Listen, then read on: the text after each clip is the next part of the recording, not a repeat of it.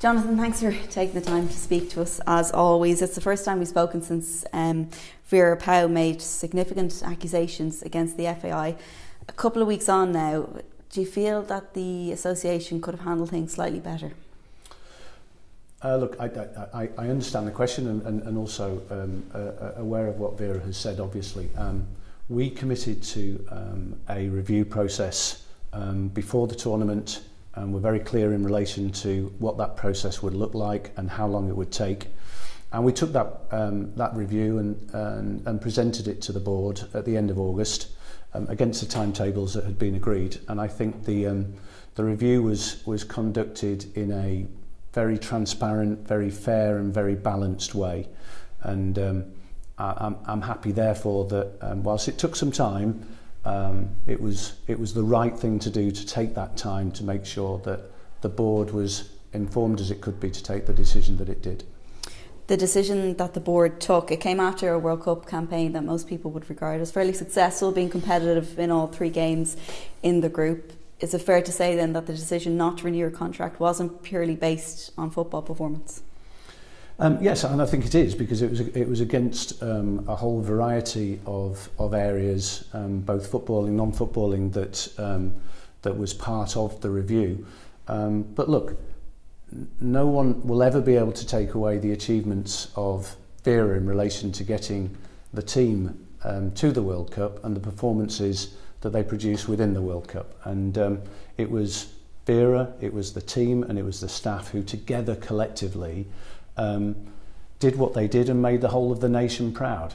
What I hope is that we can learn from the whole process, both the period before the start of the tournament and the tournament itself, and the findings of the review, to make sure that everyone learns from the experience, because we all want to be back in future World Cups and future Euros. So we're now on the trail to qualify for Euro 2025.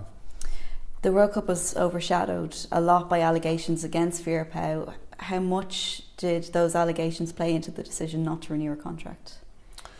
Look, in fairness, I think the World Cup itself and the tournament itself, the players and Vera had all the preparation that they wanted and asked for and needed in relation to be fully prepared for the games. And I think but there was a cloud of the allegations. When we saw that press conference the day before the France game, it was certainly an issue. It was an issue before we went, but very specifically, what we agreed and to do in relation to those was to park them and to talk about them after the tournament.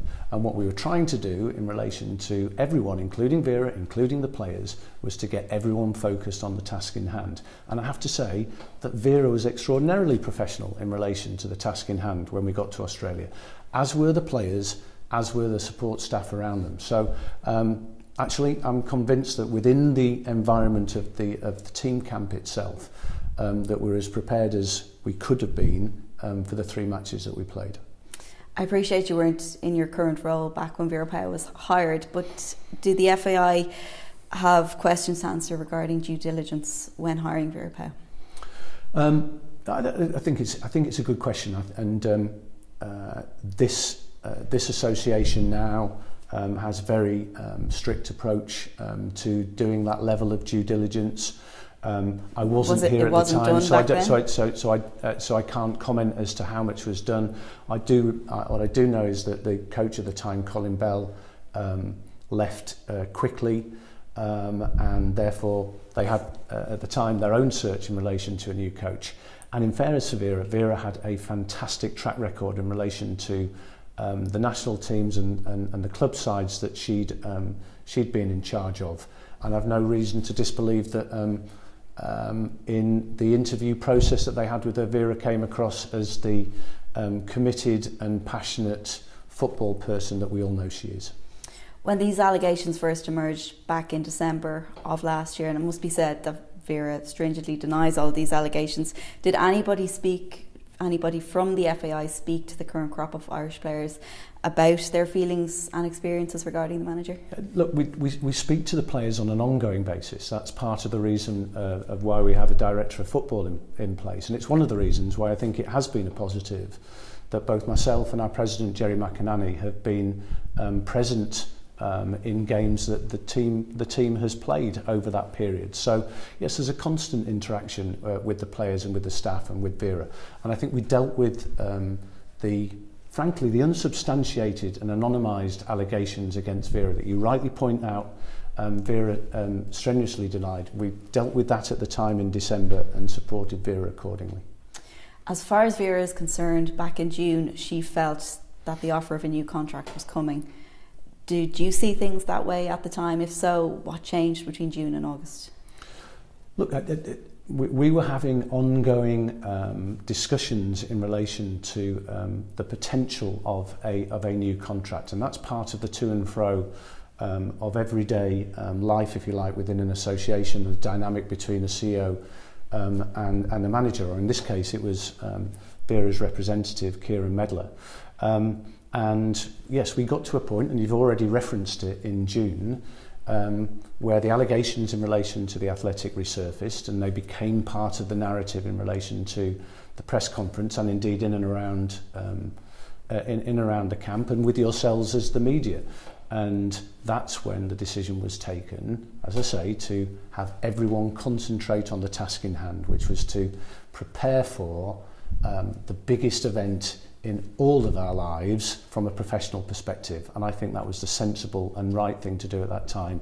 And we were very clear in relation to telling Vera that's what we were going to do. She wasn't happy with it, and again, that is just a difference of opinion. That isn't what she wanted, but I took the decision that we did, and we took the decision that we did, and to deal with it after the event, after the tournament. So the FAI haven't said that the allegations have played a part in the decision not to offer Vera a new contract. What's been said is that training methods and approach to games maybe differs from the vision of Mark Canham, the director of football.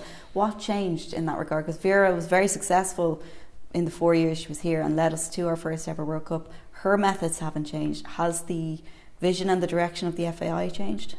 No, look, I think Mark, as director of football, has his own view in relation to the best way to prepare teams and the desire to have a consistent approach across all of our teams. And he had very open conversations with Vera in relation to the different ways in which you can do that. And of course there are different ways in which you can do it. And in fairness to Vera, again, Vera was very committed and very consistent in relation to the approach that he took. And as you said, it did produce results in terms of us qualifying for a World Cup. We absolutely accept that. But in part of the wider conversation, and after a 55-day period when the guys were together in relation to the tournament period, which is very different from a 7 or 10-day window, I guess some of those things were talked about in the round in relation to the review. So yes, they became part of the overall decision-making process. Do you feel that the way this has been handled now leaves the players up to further questioning when they come into camp? It doesn't feel as though it's really been put to bed, that there's a nail in it, that the media kind of accepts reasons for Vera's departure. Are you worried the players will be forced to bear the brunt of it next week when they come into camp? No, look, I think a lot has been explained and talked to today in relation to all of the media that's happened today. Well, all we've heard, Jonathan, is that training methods and approach to games seems to be, and the rest is confidential. And it is part of a confidential review, and it will remain confidential because it was done on that basis in relation to the 30 or so people who were part of it. Look, I think I was very careful and wanted to talk to the role that the players had played overall in the same way that Vera had played her role overall in relation to the achievement that we'd had. And the players had the opportunity to give their views as part of the review process. I'm sure that they will be asked when they come together in camp for the upcoming game, questions in relation to what happened over the summer. I think that's natural. But I think all of the players are extraordinarily professional, as they were during the tournament itself, and focused on doing the best that they can do in relation to what they do, and that is playing football. And that's what they'll concentrate on next week. They'll talk to some of these things, but they'll move on because they want to win the 2 games ahead of them in relation to the Nations League. Last couple on Vera. She accuses the FAI of undermining her, of speaking to players and staff in camp. Did that happen? And can you appreciate that would be detrimental to a manager during a World Cup campaign? And again, I've dealt with that in relation to the wider media activity today. And I said very specifically, no, I didn't agree with that as a position. And I would never, and the executive would never interfere in team affairs. And as I said... Can you clarify when the review did begin? Was it after the Nigeria game, still in Australia? It started immediately after the end of the end of the tournament. Yes, so while the players and manager were still in Australia, they were in the process of leaving Australia to come back to Ireland. Yeah, yes. So I say I think that the review process was a fair, balanced, and transparent one. And you don't necessarily think it might have been a good idea to have an independent review also? Somebody from outside the organisation? We've dealt with that. Mark is a very experienced director of football. He's experienced lots of different environments, both as a coach and as a player. He's well known to all of the people who were interviewed as part of the process. As Mark pointed out earlier, a lot of the players and indeed the staff had spent 55 days together and were looking to come back to Ireland and then go on to different things, either back to their clubs or to holidays. So it was for us entirely logical and appropriate for our director of football to oversee the review. Stephen Kenny, will he be subject to the exact same review at the end of the men's campaign? Yeah, we've had this conversation with Stephen, and Mark has spoken to him as well, and we will go through exactly the same process. Has anybody been approached for the role of the men's manager if the review has the same findings as the women's one and that he shouldn't be offered a new contract? No.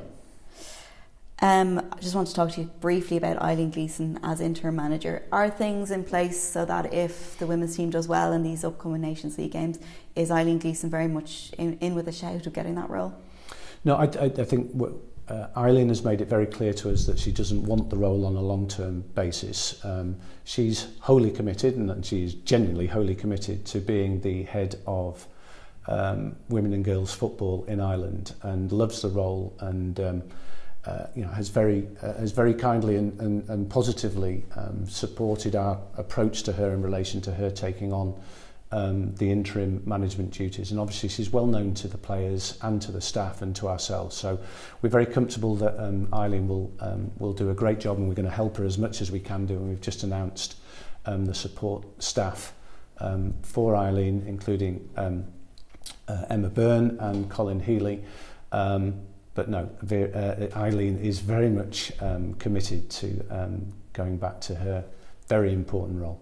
Can you talk to us a bit about the ongoing process then to find a replacement for the women's national team? Where are you with that?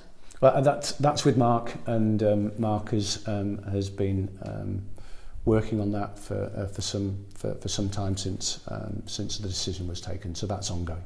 Okay. Leaving all that aside, then just a couple of questions on the grassroots football. Won't keep you too much longer. There's been plenty of parents in touch with us. Worried about the Sports Lomo website. They're being asked to upload pictures of their children, copies of birth certs and things like that.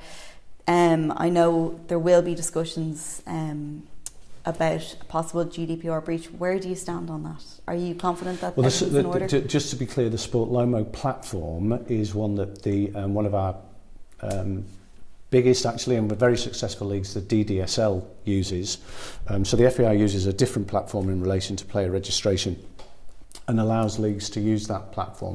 But clearly, the issue is one that we take absolutely seriously, regardless if it's our own platform, FAI Connect, or one of our affiliates or one of our leagues. And both we, the FAI, and the DDSL have worked really closely with the data protection guys, and are very much aware of the concerns of parents, and want to ensure that everything is right moving forward. Along those same lines then, the FAI has been accused of facilitating the breakup of the MGL and the transfer teams from this league. The MGL were not supported by the FAI in an attempt at seeking equality on the board of the NDSL MGL company. Do you have anything to say on that matter? Well, I think there are always issues that are taking place within our affiliates and our leagues. It's part of the nature. These issues are affecting children who haven't been able to play their games the last few weeks. Absolutely, and that they do happen, and it is our approach to make sure that in the first instance, the leagues that are involved, and in this case it's quite complicated because it's not just the NDSL, there's also the DDSL who are involved as well as the MGL. And actually the overseeing body for all three of those is the SFAI. And so it's important that we follow due process in relation to allowing them to talk through all of the issues, to make sure, as you say, that the interests of the player are at the heart of any decisions that are taken. And those conversations are still ongoing. We, of course, at the FAI are helping to facilitate those conversations and are trying to help find the right solution that will enable all of those players, and those girls in particular, to play football as they wish. Just coming off the back of the Women's World Cup though, is it a good look to have, I suppose, to lose the identity of the largest and most successful girls' league in the country? The integration of girls and boys leagues has been happening for over 2 years now, so that's an ongoing discussion between those leagues involved. It's being done with all the best intentions in place to make sure that we have the best infrastructure for both girls and boys playing football at underage level. So I'm very hopeful that in this particular situation the leagues involved can find a sensible solution to it. But of course we are committed to making sure that in particular football for young girls in Ireland is delivered in the right way, particularly on the back, as you say, the World Cup experience. Thanks very much, Thank Jonathan. you.